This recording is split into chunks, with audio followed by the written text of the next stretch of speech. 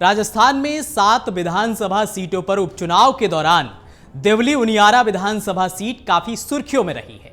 कांग्रेस के बागी और निर्दलीय प्रत्याशी नरेश मीणा के थप्पड़ कांड ने पूरे प्रदेश को हिलाकर रख दिया है। समर्थकों के कंधों पर सवार होकर पुलिस को चुनौती देने वाले नरेश मीणा वर्तमान में टोंक जेल में बंद हैं। एसडीएम थप्पड़ कांड के दूसरे दिन 14 नवंबर को टोंक पुलिस ने नरेश मीणा को गिरफ्तार किया। 15 नवंबर को न्यायालय में पेश किया, जहां से उसे 14 दिन के लिए जेल भेज दिया गया है।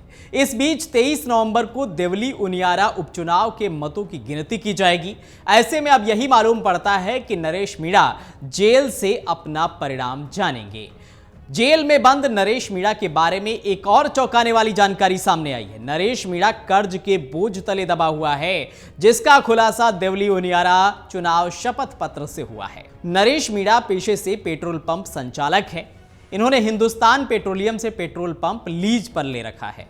नरेश मीणा के नामांकन हलफनामे के अनुसार उनके पास 79 लाख रुपए की संपत्ति है। उनकी पत्नी सुनीता बारा में जिला परिषद सदस्य हैं और उनके पास करीब 20 लाख रुपए की संपत्ति है।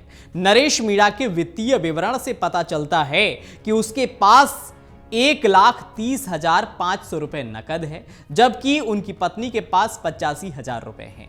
उनके पास एक स्कॉर्पियो और एक स्कूटी सहित कई वाहन हैं। 79 लाख रुपए की संपत्ति के मालिक होने के बावजूद नरेश मीणा पर 67,10,617 रुपए का कर्ज भी है। यानी कि नरेश मीणा पर अच्छा खासा कर्ज भी है। नरेश मीणा ने टोंक जिले की देवली उनियारा उपचुनाव में 13 नवंबर को मतदान के दौरान समरावता के मतदान केंद्र के बाहर मालपुरा के एसडीएम अमित कुमार चौधरी को थप्पड़ मार दिया था। फिर नरेश मीणा के समर्थकों ने जमकर उत्पात भी मचाया।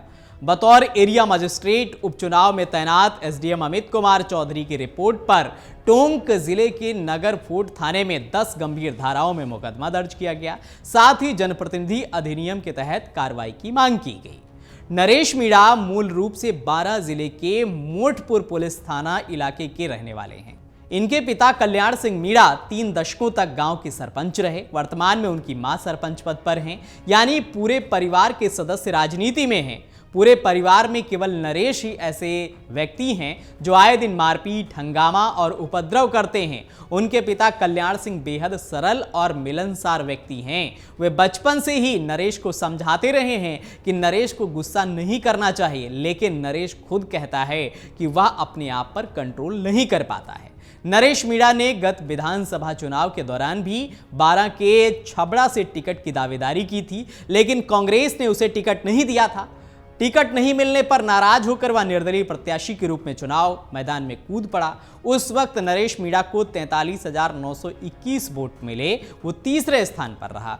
छबड़ा से बीजेपी के पुष्पेंद्र सिंह सिंघवी ने चुनाव जीता, जबकि कांग्रेस के करण सिंह दूसरे स्थान पर रहे। पुष्पेंद्र सिंह सिंघवी को 65,000 वोट मिले, जबकि करण सिंह को 59,892 वोट मिले थे। अगर आप ये वीडियो YouTube पर देख रहे हैं तो हमारे चैनल को सब्सक्राइब कर बेल आइकन दबाएं, और Facebook पर देख रहे हैं तो हमारे पेज को लाइक करें।